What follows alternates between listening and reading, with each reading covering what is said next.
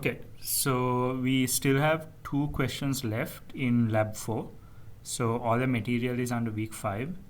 I've given the answers to everything in this section under week 5 solutions. But yeah, we have a few more questions in lab 4. So so in lab 4, just to recap what we discussed is we discussed the state space model in control theory, right? And then we did some examples of that. We discussed about how to do feedback control. We discussed how if you look at the A matrix in your state space model, that tells you about how the system is going to perform by looking at its poles or its eigenvalues, in other words, right? And then we learned about pole placement, that is how to place those eigenvalues where we want them to be so that they perform in a particular way. And then we learned how to find those best eigenvalues using something called LQR control, which kind of balances your performance and the amount of effort you need to put in. And then we did two examples under that, right? Yes. So now we'll be discussing question 5 and question 6, right? So everything that we discussed so far, right, were for continuous time systems, right? So if you looked at all the equations, for example, in this mass spring damper example, you can see that all of this is continuous time functions, right? But in computer systems and when we are dealing with algorithms, we have to deal with discrete time systems. That is, time is discretized, right? So you would have iterations instead of how shall I say it? Like instead of continuous time flowing, what we would have is an iteration in a for loop or something like that, right? And so instead of time, you will have something like a step count or something like that, right?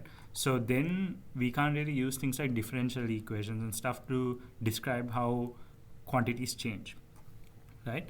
So if you go to week 5, right, under lab starter, I've added an additional PDF called Notes on Control 2, right? So inside the other zip file, there's Notes on Control 1, and here there's a new PDF called Notes on Control 2. So I want you guys to open that up and follow along with me, right? So we're going to discuss about discrete time systems. So if you open up Notes on Control 2, I'll give you a few minutes to quickly download it, right?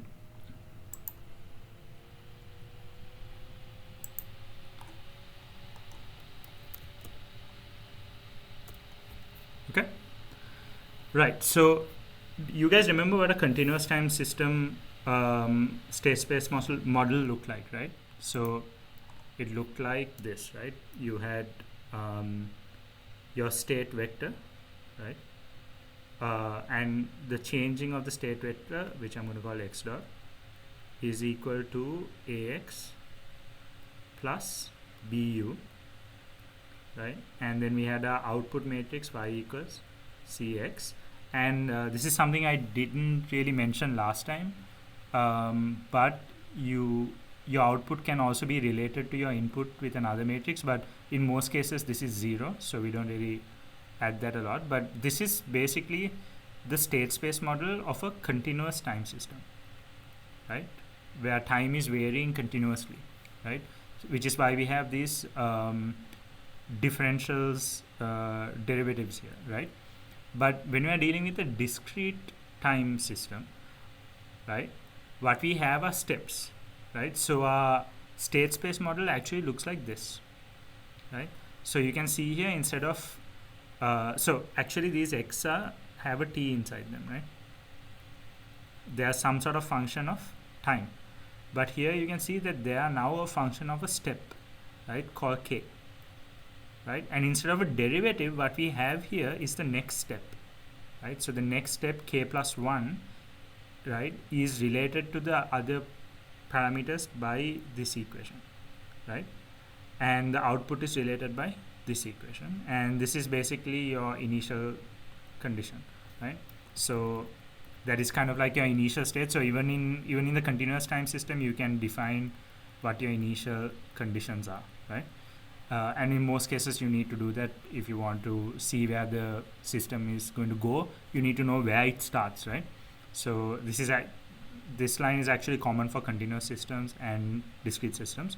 But you can see here that this is our new state space model if we are dealing with discrete time systems, right?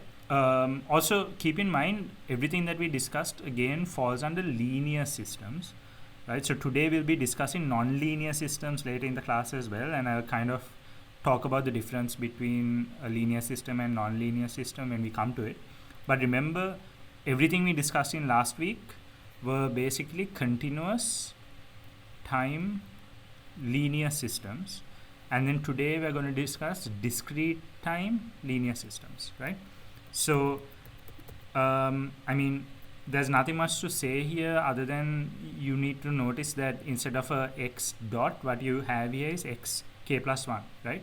Which is exactly what's being captured in a differential, right? A differential is what a differential is trying to say is what's going to happen in the next step, right? It's the dynamics of the system, right?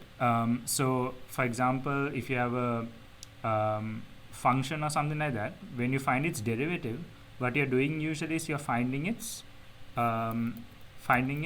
gradient, right? So what does this gradient say? The gradient gives you an idea. So if I, for example, take this point and draw a gradient here, it gives you an idea of what the next value is going to look like, right? So you kind of have to have an intuitive understanding that derivatives capture things that are changing and capture the dynamics of the system. When you're dealing in a discrete time system, this is just as equivalent to talking about the next step. So you're saying the next step is equal to the previous step times this A matrix and B matrix, right? So it's pretty much similar to each other now, right? But this is what the discrete time system looks like. So we should be able to kind of understand this better with example, right? So I'll actually scroll down here to this supply chain example, right? So here we have a supply chain, right? So I told you that system modeling can apply to anything, right? It's not just robotics. It can be applied to biology, physics, economics, and so on, right? So here we're going to look at a simple like supply chain in a factory, right? We have some sort of input coming in here, right, to the production chain, right? And what's going to happen is you're going to have a process called S, which is going to transform these products into a processed form of the input, right, which is this, right? And then it's going to have some sort of outputs, as in some sort of byproducts that it's going to discard, right? And then that's basically what happens in a production chain, right? You would have certain inputs. Those inputs will be processed, right?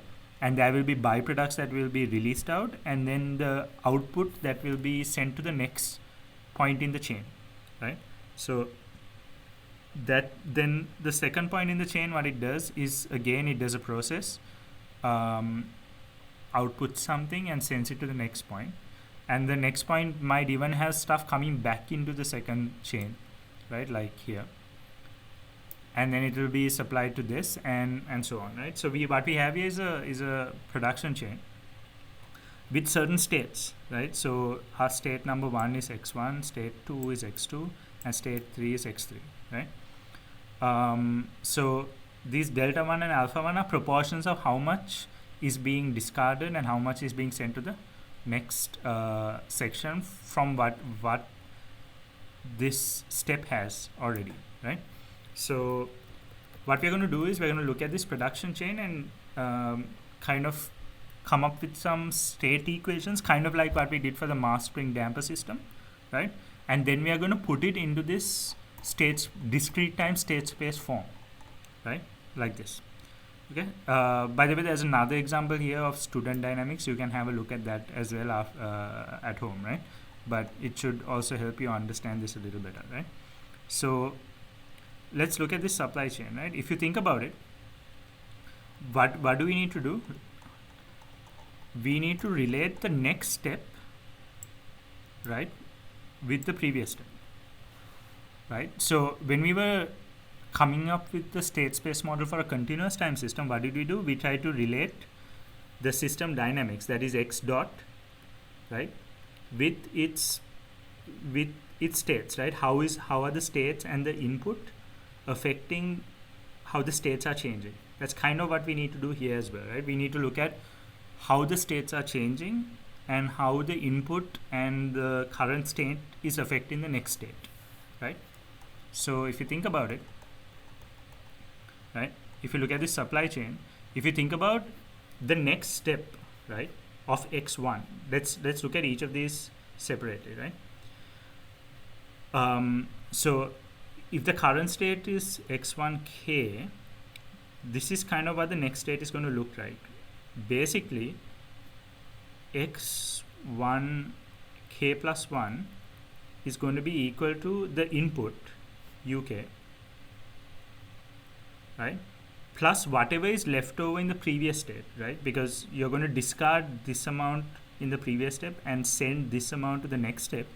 There's going to be some left over in the previous state, right? So you'll have x1k, right? And then you're going to subtract how much was sent out, discarded, right? x1k, and how much was sent to the next step, right? Alpha 1 x1 k, right? So that gives you a relationship between what's going to happen in the next step relative to what was there in the previous steps, right? So you'll have the input coming in, whatever is left in the previous step minus whatever was left out and whatever was sent to the next step, right? So that's basically this equation, right? What they've done here is they've taken x1k out and we have minus 1 alpha 1 minus delta 1, right? And the same is true for the next step, right? If you're talking about x2k plus 1, like what's going to be there at the beginning of the next step, it's basically whatever is coming in, that's alpha 1 x1k, right? Whatever that was left over, that's x2k. Whatever that was discarded, that's alpha 2 into x2k. And then whatever was sent to the next step r, which is delta 2 x2k, plus whatever is coming in from that other step, which is beta 3 x3k, right? And then you can do the same thing for the next step as well. Basically whatever that was left over minus whatever is discarded minus whatever is sent out, right, plus whatever is coming in, which is alpha 2 x2k, right? And then your final output is going to be gamma 3 x3, right? So now you have this bunch of equations here, right? You should be now able to put this into state space form. How would you put it into state space form, right? You define your, okay, so this will be your, what is going to be a state vector?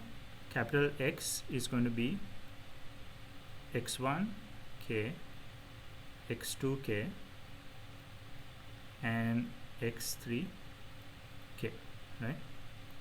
So what that means is, what we want is, hold on, let me open my paint. There's not much space here, so yeah. So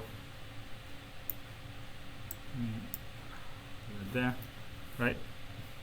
So what is our new discrete time space state space model? It's this, right? X k plus 1 equals a x k plus b u k, right? So just like we modeled that spring damper system, what we did was we took the dynamics of the system and then put it into this form, put it into the continuous time state space model, right? Which I wrote up here just to remind you guys, right? Now what we need to do is we need to take this discrete time system in this supply chain and try to put it into this form, right? So let's see how we can do that, right? So we have this bunch of equations now, right? We can see that we choose our state vector to be this, right, which is simple x1k, simple x2k, simple x3k, right? So you can easily see that when we take so if this is our state vector, what is xk plus 1? It's basically x1 k plus 1, x2 k plus 1, and x3 k plus 1, right? And now we need to figure out what the A matrix is going to be, right?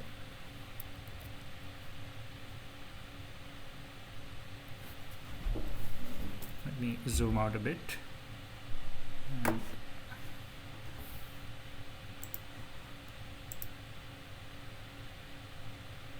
this aside, right?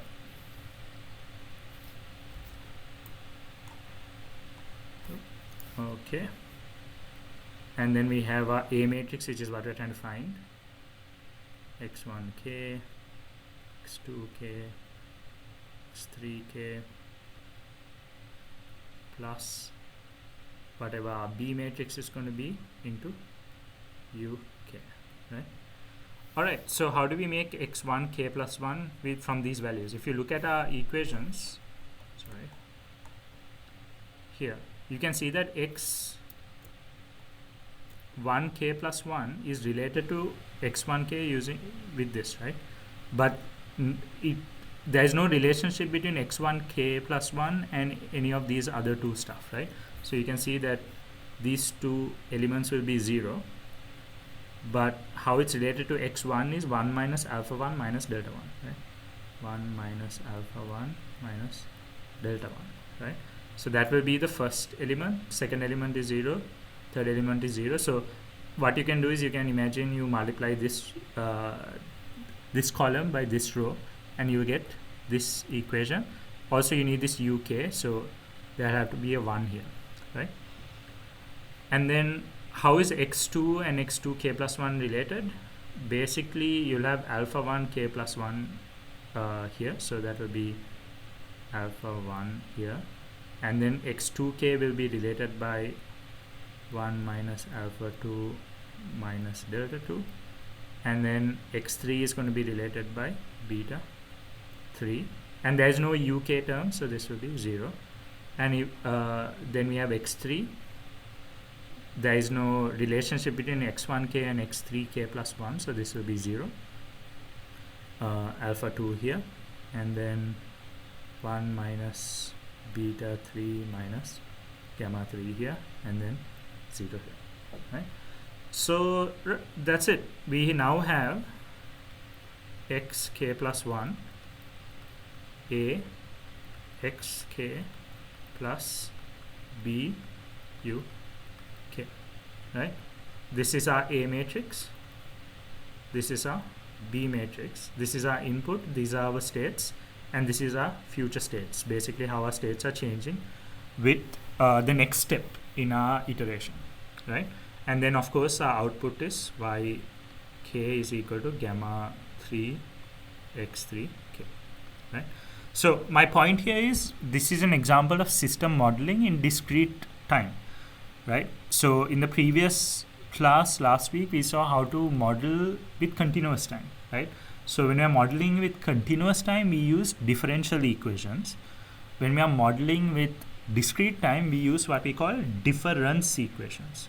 So continuous times it was differential equations, discrete time we are dealing with difference equations, right? Which are these kind of equations here, where you have k plus 1 and k1 xk plus 1 and xk, right? And that gives you a difference between the future step and the previous step, right? Which captures the dynamics of a discrete system, right? So just like in the continuous system we can formulate a state space model, in the continuous time in the discrete time system this is what the state space model looks like, right? And it does the same thing it separates out the inputs and the internal states of the system, and then also the outputs, right? And shows how it all relates to each other. Now, in continuous time, we saw that this A matrix is what told us how the output is going to get affected, right? Basically, the internal dynamics of the system, right, is captured in this A matrix. You can see here all these parameters, alpha 1, delta 1, beta 3, all of that is actually captured in this A matrix, right? So that A matrix is really what determines how this entire system is going to perform.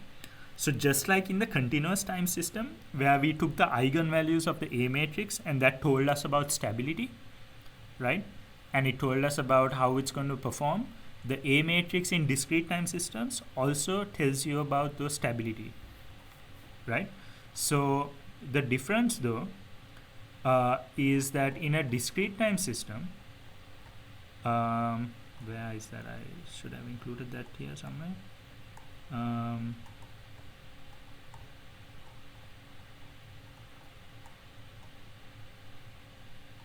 Okay, actually you can write this down, right? In a discrete time system,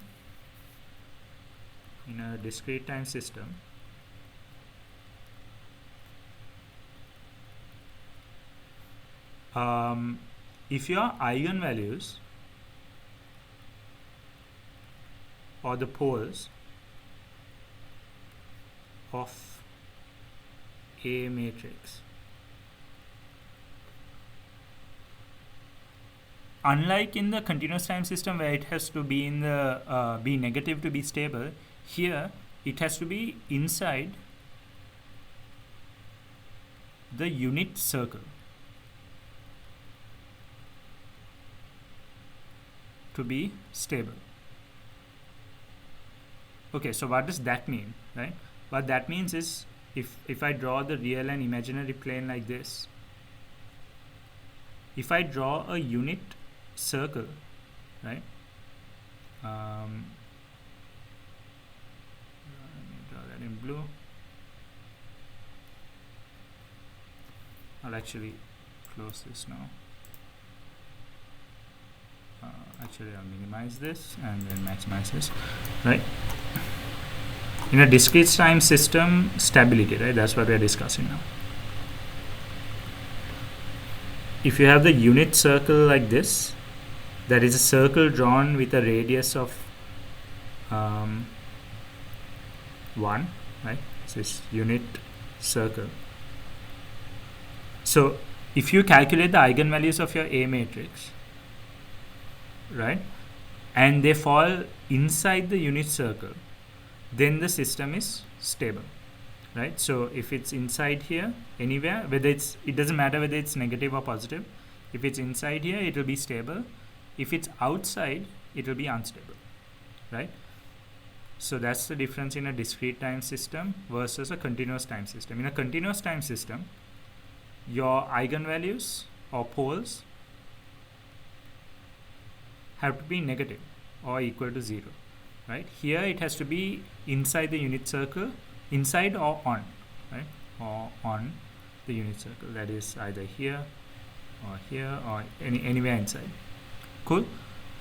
So you can write this down. So just remember that that's the difference between continuous systems and discrete time systems, and in most cases what you will be dealing with are discrete time systems, because in robotics and whenever you're dealing with programming, you're dealing with algorithms that work step by step, right? You have iterations. You don't have things flowing in perfect continuous time like in the real world, right?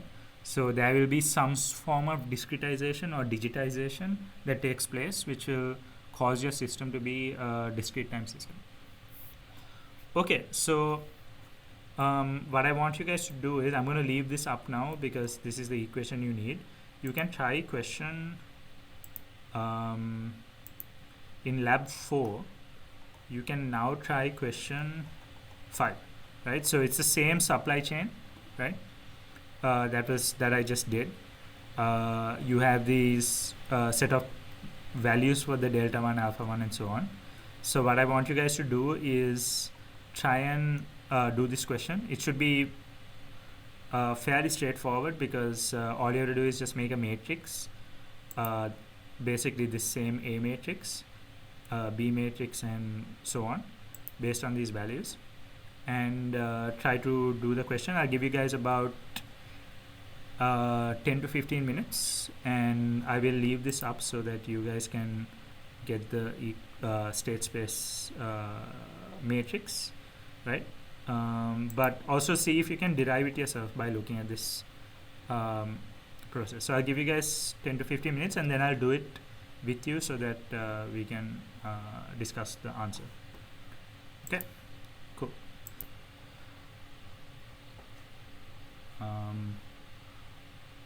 Okay, so I hope all of you can see my screen. Right, so what I've done is I've basically defined those parameters, the D1, basically all of this. I've written it down here. D1, D2, that's delta 1, delta 2, alpha 1, alpha 2, beta 3, gamma 3. And then I've also written down the starting states, right? That is when this entire production line was starting, it'll have some initial states, right? So usually those initial states could be 0, or it could start with some material already in the system, right? So for example, if you're talking about a pendulum again, right? If you start the pendulum here, the initial state will be 0. But if you start it at a point like this, you will already have a certain displacement, right? So if your states are displacement and its velocity, you'll have initial state, let's say 5 centimeters or something, right? You would have a initial state of 5 centimeters and 0 velocity in a situation like this. In a situation like this, you will have 0 displacement and 0 velocity will be your initial state. So here in this production line, you already have initial values for these states, right? So again, this production line could be anything. It could be baking a cake. It could be cement production, like in this example, right? Or whatever, right? It could be a robot's velocity and how it's changing with time, right? Any sort of discrete system. Anyway, so these are the starting states, right? And the input at each step, so this is going to run iteratively, right? So there's going to be basically several iterations of this production line, right? Starting from these states, it's going to change, right? And for all of those, your input is going to be 120, right? So the first question is plot x1, x2, and y against k and interpret the system stability, right? And we're going to look at it. Okay, so this is a production line that's going to change. You're going to have 13 steps. You're going to go from 0 to 12, right? So we're going to think of this as this production line is active for 1 year, and we are talking about monthly sales apparently, right? So again, none of these are really relevant information. All you really care about is how many steps, right? It doesn't care. You don't really care whether it's happening over a year or whether it's 12 steps inside a month. None of that really matters, because we are talking about a very abstract production line here. What these k values mean depends on whether you're baking a cake, whether you're doing the cement or whatever, right? So in this case, what these k values mean are monthly sales, right? So we have 13 iterations. That's all that matters, right? 13 iterations, right? Okay, so we're going to look at what's going to happen to the output and what's going to happen to these states over 13 iterations, or in this case 13 months, going from 0th month to the 12th month, right? So that's pretty easy, right? What you do is, okay, you define your A matrix, your B matrix, right? So we derived this about half an hour ago, right? I did that. Where's that? I did that here, right? So it's basically this A matrix. that I've kind of rewritten here. Basically A1 and D1 are alpha and delta and so on, right? So now I have our A matrix, our B matrix, and our C matrix, which is our output.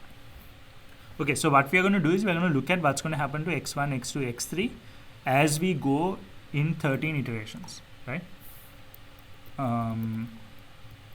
Right. So what we're going to do is, just to store that information, I'm going to make a matrix called matrix called X, which is going to be the size of 3 into 13, right? Basically what that means is,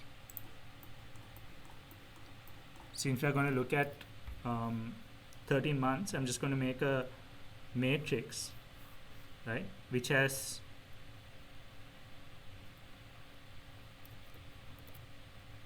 x1 in the first iteration, x2 in the first iteration, x3 in the first iteration, all the way to x1 in the 12. This will be 0, 0, 0, and then x2 in the 12th iteration, x3 in the 12th iteration. And what that means is I'll have a matrix of size 3 and 13, right? So I'm going to create an empty matrix of zeros, right? So this will just create an empty zeros matrix, which will look like this, right? And then what's going to be the first column in that? The first column in that is going to be our initial conditions, what we are starting off with. Basically all the x1 value, x1, x2, x3 values at your k equals 0, right? So I'm just going to define that here. Basically x11, x21, x31 are going to be these values, the initial conditions. Okay. By the way, guys, if I'm going too fast at any point, just stop me and tell me. It's really hard to teach over Zoom because I'm not getting any feedback. So maybe I'm either going too fast or too slow. So if there's any issues, just stop me anytime and ask me, right? And I'm going to do the same for the output as well. I'm going to create just a vector of zeros, and I'm going to have 13 and 1 just to record all the outputs. And then I'm just going to have a loop, right? I'm just going to have a loop, and basically I'm going to write my system equation like this, right? A into kx, k plus b uk is going to be stored in the next column, right? What that means is, if you look at this, I'm going to use the previous. So let's actually go through this loop to understand it, right? At k equals 1, right, I will take the first value of my x. Basically, I'll take the first column of my, I'll take the first column of my x matrix that I created here, which will be this column, right? And then I multiply it by a plus b into uk, and I'm going to store it in my second column, right? And then I'm going to calculate my outputs by multiplying c into xk, right? So now my second column, when k equals 2, this will be my second column, and this will be my third column. And then when k equals 3, this will be my third column, and this will be my fourth column. And by doing that, I am kind of filling up this entire system, right? And then what I'm going to do is I'm going to plot it and see what's going to happen to these states over this time. So now in this matrix, what I'll have is, at each month, I will have the everything stored, right? I will have the states of the system stored, x1, x2, x3, and this is what's happening to it over a period of 12 months, right? With x0 being in the first month, right? So by the end of this, I will have all 13 columns of this filled up, right? Because when k equals 12, this will be 13. Now to plot it, I'm just going to use the line space function. If you guys remember this, it just creates a vector of, so for example, if I put this here, you can see that it just creates this vector. Just this, we are just creating this so that we can plot it. We have a x value to plot against. And then what I'm going to do is to plot the x1 parameters over the 12 months, I'm going to just take the first row, then the second row for the x2, and the third row for the x3. And then I'm also going to plot the outputs, right? So if I run this,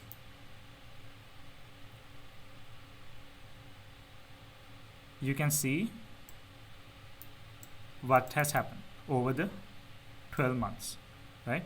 So the question here is, obtain the eigenvalues of the matrix, plot x1, x2 against k, and interpret the stability of the system, right? So by looking at by looking at this graph of the states, how they are changing with time, what can you say about the stability? If you look at the output, you can see that the output goes like so. Output is given by the purple dots. So you can see that the output goes like this and then ultimately goes down. So what can you say about the system stability? It's stable, right? Because if it was unstable, you'll have an output that goes crazy, right?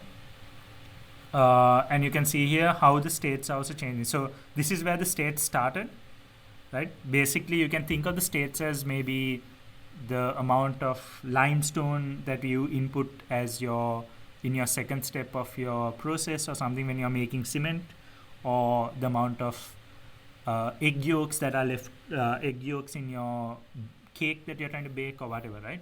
So if you start off with these values, this is how those values will change over time if this was your system matrix. Okay, so you can see that the system is stable. In 5.3 it says obtain the eigenvalues of matrix A and corroborate your answer with 5.2, right? So we now, just by looking at the graph, can say that it's stable, but let's actually look at the eigenvalues and prove it, right?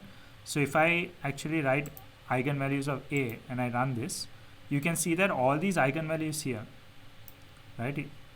What are they? They are all inside the unit circle. They are real values, right? And you can see that they are all less than, they are all inside the unit circle. Since it's a discrete time system, right?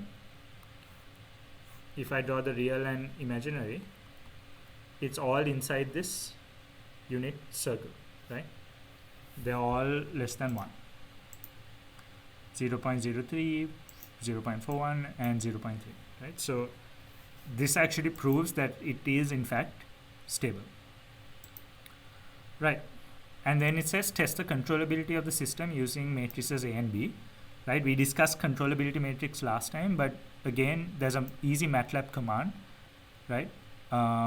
Which is CTRB, or we can just write out the controllability matrix again, which is B into AB into A squared into B, right? And then if you look at the rank,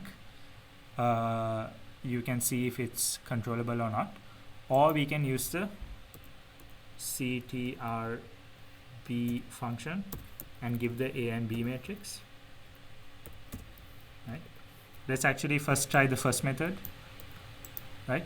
So remember, we have to look at the rank of the system. It says the rank of the system is 3. Now this is a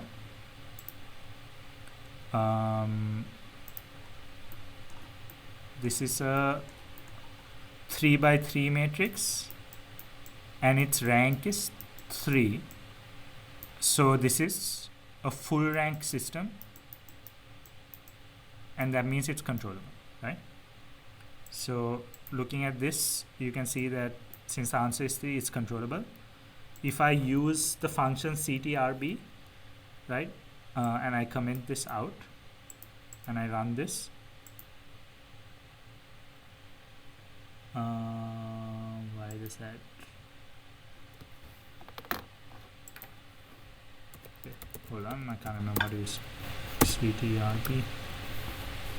Returns controllability. Okay, it returns the controllability matrix.